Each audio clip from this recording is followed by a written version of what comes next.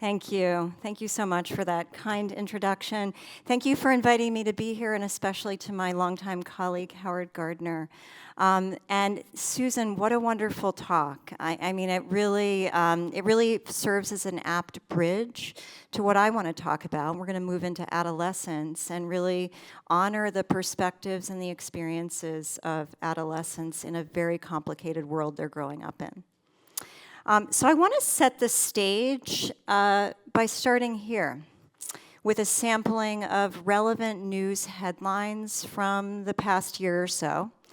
Often headlines like these suggest that the verdict is out, that technologies like social media and smartphones are key drivers of the adolescent mental health crisis. But is the science really settled? It actually depends on who you ask. Where researchers like me who work in this space mostly agree is that adolescent mental health is an urgent issue, and teens today are struggling more with depression and anxiety than in the past. Public health data point to pronounced increases in mental health issues for adolescents, especially for girls, beginning around 2010. These trends are pretty widely acknowledged, as is the reality that that timing coincides with increasing uses of smartphones and social media. This disagreement, but where researchers disagree is whether technology is a cause, the cause, just a contributor, or a side note, and in turn, what we should do about it. The disagreement is portrayed really well by two prominent voices in the debate. In The Anxious Generation, Jonathan Haidt claims that smartphones and social media are the single largest reason for the tidal wave of adolescent mental illness. In Nature, psychologist Candace Odgers counters, the evidence is equivocal, and rising hysteria could distract us from tackling the real causes. To be fair, you might not care if the larger evidence is equivocal or not, especially if you observe certain ways that social media have been implicated in a young person's distress. Although I do have a point of view on this question, my aim here is not to convince you to be on one side or the other, but my intent is to shine a light on the more salient routine features of young people's experiences growing up with tech, dynamics that need more light and recognition, especially if we want to get to effective solutions. For over a dozen years, my colleagues and I at Project Zero have been talking to young people about the ins and outs of their lives as they grow up with digital technologies. We do what's called translational research, so we build relevant knowledge and usable resources, mostly for educators, but with broad applicability. Most recently, we've been doing this under the banner of critical optimism and digital thriving, and this language reflects our aspiration to get to a future where all young people can thrive however technology fits into their lives. We use approaches that lean into listening to young people, partnering with them in every aspect of our research and design work. One key source of inspiration for us was the late Carlina Rinaldi of Reggio Emilia, who wrote about a pedagogy of listening to young people, to young children in particular, and we drew on that principle and brought it into our research with teens. We find that when we listen to teens with curiosity, bracketing judgment and assumptions, we hear stories and perspectives that bring texture, that breathe life into sweeping claims and dramatic headlines. Our goal in all of this work is to see young people's digital lives as they do, as a first step to finding ways to support them. A key feature of our work is the particular questions we ask, which are designed to surface unknowns. One of the more revealing questions we ask is, what are adults missing that you most need us to understand? Questions like this yield insights about the hidden challenges and dynamics that are more meaningful to teens than what adults usually see in the headlines. So I want to share a few examples to bring this point home. And as I do, I'm going to distinguish between insights from teens that are in the headlines or above the fold, if you will, insights that are in the news but below the fold, showing up here and there, but usually as minor stories, and then insights that are entirely missing or left untold in the public conversation. So, my first example is generative AI. We've already talked a little bit about this topic this morning. So how often and how young people are using AI is a topic of widespread interest. And some current Gallup data suggests that nearly half of Gen Zers turn to AI daily or weekly. A centerpiece of the public conversation about teens and AI is often academic integrity. So students using ChatGPT to cheat or in other ways that shortcut their learning. According to recent Pew data, twice as many teens used ChatGPT for homework than did in 2023. But in the category of below the fold, the data are also suggesting some ethical discernment. When asked about which uses of AI are appropriate versus not, teens are more likely to say it's more appropriate to use it for background research than to solve a math problem or to write an essay. And a meaningful number of youth aren't sure. So this is intriguing. At an arguably unsettled moment with respect to the ethics of different uses of AI, it's noteworthy that some ethical lines are being drawn or explored among youth. Emerging data also give us other insights into both why and how young people are turning to AI. In a recent study our team carried out with Common Sense Media, we asked, what's one thing adults should know about how teens use AI? Here's a sampling of what we heard. That robot makes me feel important. It listens. We use AI because we are lonely, and also because real people are mean and judging, and AI isn't. In other words, Gen AI makes these teens feel seen, valued, less alone. Insights like this are below the fold, but give us a richer picture, not just about AI, but about the social emotional needs that are drawing young people to it. Another featured topic in the public conversation is the quality and character of digital content and information. Understandably, a key focus here is on the quality of harmful content and disinformation. The recent Netflix series Adolescence is Exhibit A.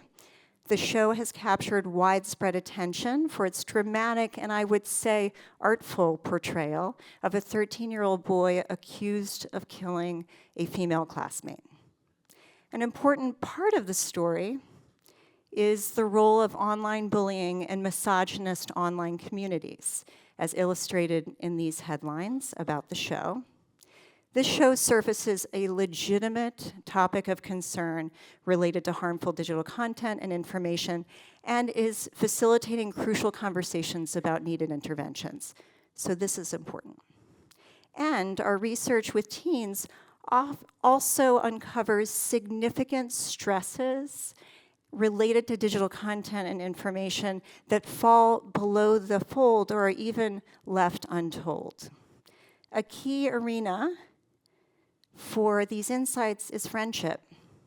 One thing we learned from teens is how empathy for friends can get amplified by tech features and social information.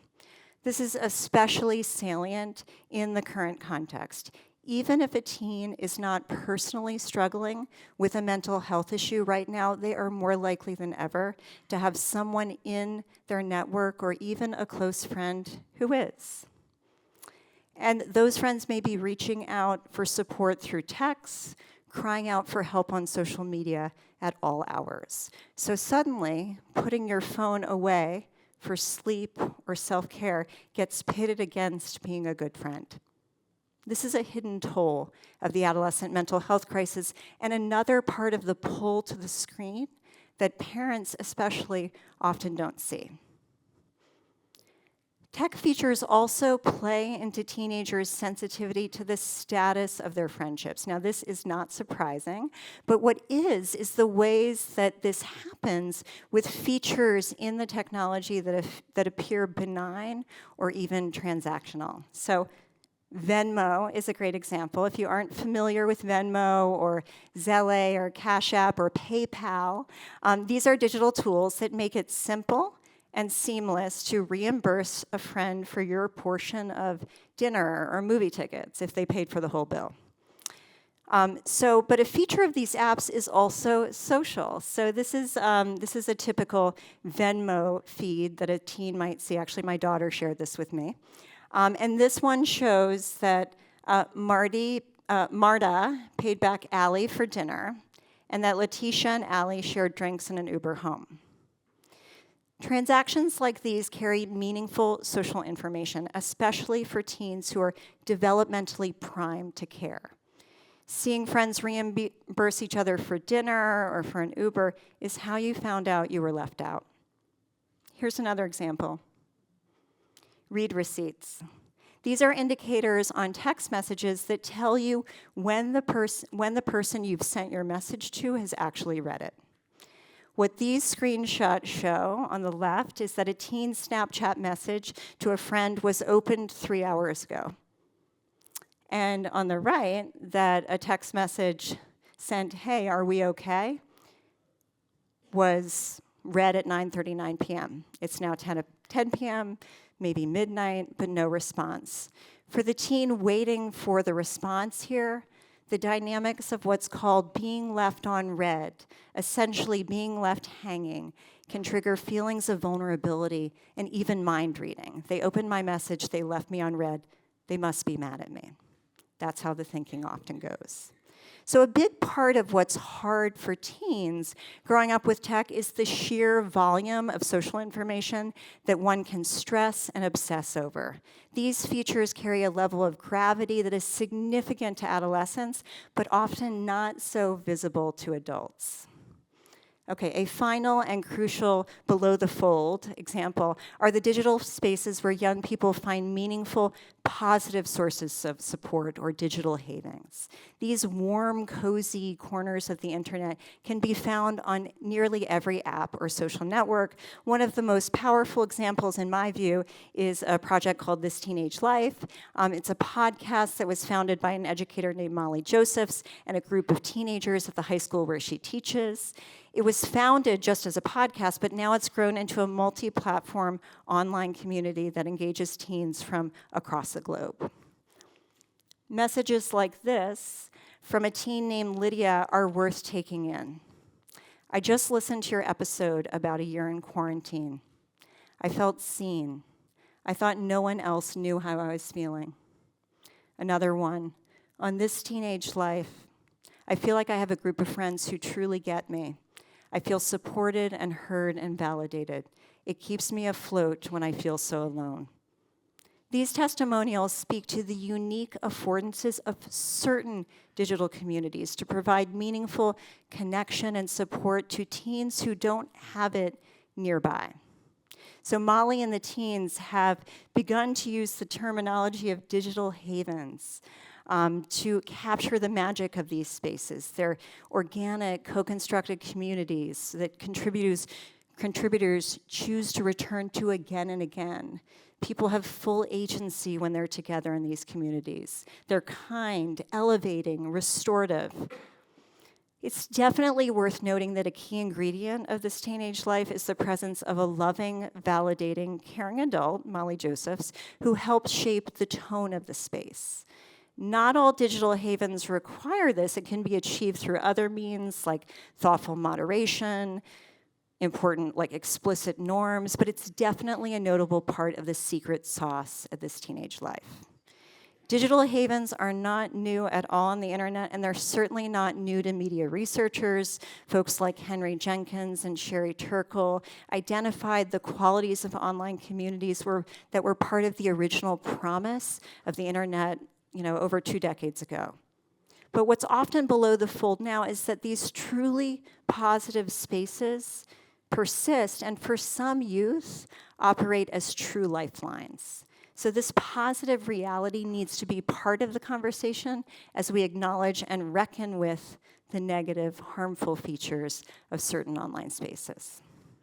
So I want to stand back from these examples, and I want to name some of the broader headlines that we've taken away from our deep listening to teens. As I've said again and again, there's often more to the story, more below the fold than the typical headlines about teens and tech capture. When we get into the weeds of what it looks and feels like to be a teen growing up with technology, it actually changes the way we make sense of those big data sets, the big trends that we see. One thing that we see is technology is both and. It's a source of challenges and a source of positives. We also see meaningful variation in youth experience. Some teens find true benefits in online contexts that we don't fully appreciate. Some teens experience significant harms. Another complicating factor is that 2 teens exposed to the very same content will have very different reactions to it. This variability among teens is a crucial part of the story and needs to be above the fold, especially because it orients our thinking towards solutions. Speaking of solutions, my colleagues and I have been struck by the abstinence orientation of leading solutions for addressing some of the challenges that youth experience with tech. Many communities, school districts, or even some states are moving towards sweeping, one-size-fits-all solutions that limit and control young people's access to social media. While we at the Center for Digital Thriving are advocates of intentional boundaries, device-free moments, especially in school, our research tells us that we will miss the mark wildly if our solutions center only on restrictions and limiting access. In fact, we believe that youth will be better served and supported in the present and in their futures if we direct our energies towards solutions that are protective of young people and emphasize agency building for a world full of technology. Psychologists and youth development experts define agency in this way: the ability to shape and manage one's chosen path, rather than being at the mercy of external forces. We've been thinking a lot about a concept called digital agency, which we define as having meaningful choice, intentionality, and control over the way technology fits into our lives.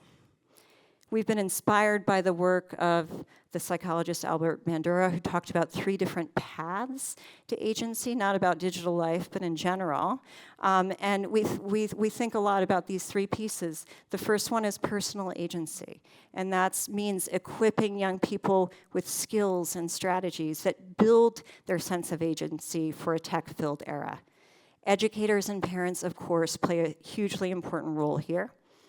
A big part of the work that we've done at Center for Digital Thriving has been designing resources for educators and parents that are keyed to both the visible and less visible challenges that teens experience, so that listening to teens becomes our jumping off point for developing resources that really matter. But equipping individual youth with skills isn't enough. We need collective solutions too. So collective agency is where people together provide mutual support and work together to secure what they cannot do alone. And a powerful lever for social change is social norms. So Michelle Lamont's point yesterday about how narratives change really resonated. And we've been inspired by learning a bit about the history around the introduction of the concept of designated drivers as a way to manage the social problem of drunk driving. So the term designated driver was actually seeded by research at Harvard School of Public Health, and it was mainstreamed with help from both public service campaigns and Hollywood. So one could say the term went viral after being strategically mentioned in the 1980s TV show Cheers. So collective agency gets us into the space of considering what practices, when it comes to digital technologies, do we collectively want to go viral so that we can all live well with tech? Are there places or times where we have designated distance from our phones? Or norms about showing others our full attention? My favorite examples of collective agency are where teens work together or collaborate to build norms that protect their well-being. For example, deciding to put their phones away at a sleepover so they can prioritize in-person time, or checking with one another to vet photographs before they post them on social media.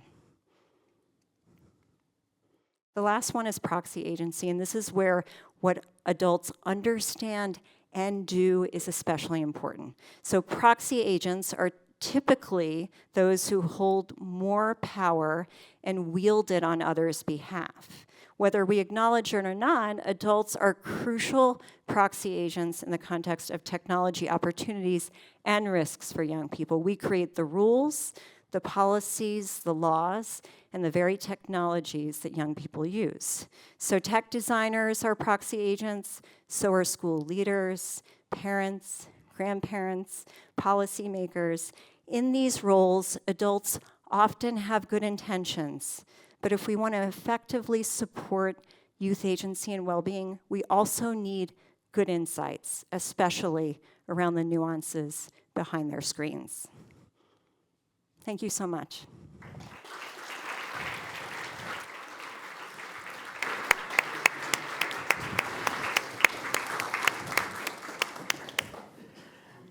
Thank you very much, Carrie. We have a few minutes for questions. Before I take questions, I want to remind you that we will have lunch shortly, which will be served at both extremities of the hall here. On your way to and from lunch, we have a wonderful display of materials from the library relevant to our molecular biology talks later in the day. But I'm sure I'm bursting with questions, but I'll shut up and wait for what the audience is going to bring forth. Nobody? There we go. Right back there. She's coming back with a microphone. Please wait, and then please give your name and where you're from. Olvera de la Cruz from Northwestern University. Can you hold the microphone closer, please? I am Monica Olvera de la Cruz from Northwestern University. And, I've noticed over the years that teens rely a lot in advice from their own peers and even young adults. So now that you mentioned this AI, when are they going to go through AI to solve their problems, and what are we going to do, to make sure that AI is learning with the right humanity? Yeah. Well, I will say they already are going to AI with all of their questions. So we need to get going. One of the things that we think a lot about, I talked about personal agency and equipping young people with skills and strategies for navigating this world. One of them is really helping young people and ourselves. Many of us as adults don't understand how AI works, but helping young people understand both the strengths of artificial intelligence and the limitations, and really understand exactly how it's working and operating. So I think that that's a key feature. As a parent of teenagers and appreciating, and I hope that this came through in what I shared, the level of agency and autonomy we need to give to teens, especially as they grow older, you feel a little bit ambivalent because you want your kids to have an opportunity to explore, and yet you want them to have access to credible information that can be actually helpful to them. So there becomes a question about to what extent you intervene and to what extent that intervention looks like looking over their shoulder versus, as Henry Jenkins, media researcher, says, versus having their back. And that's a decision that has to be made based on who your kid is, their strengths and vulnerabilities, and their willingness to talk with you about what they're going through and what they're turning to AI for advice about.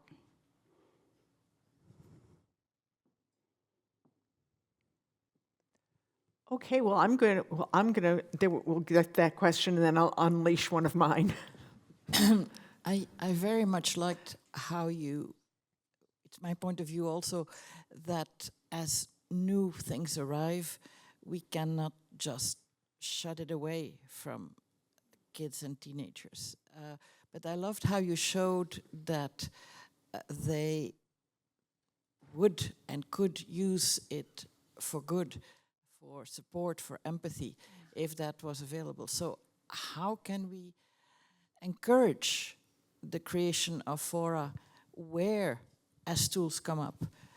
I mean, you said that site had been created by an educator. I thought that was great. Yeah. So how can we do more of that? Yeah.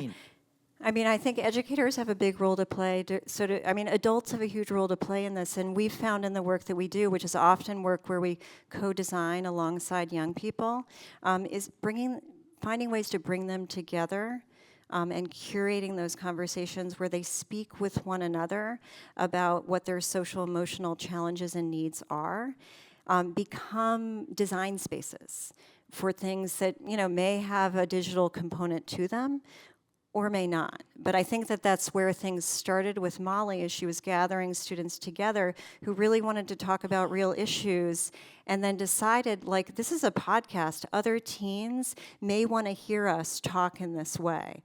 And so I think that there's magic in bringing young people together and asking them really good questions and creating a space that's judgment-free, and judgment-free with respect to the media you use to carry out what they want to build.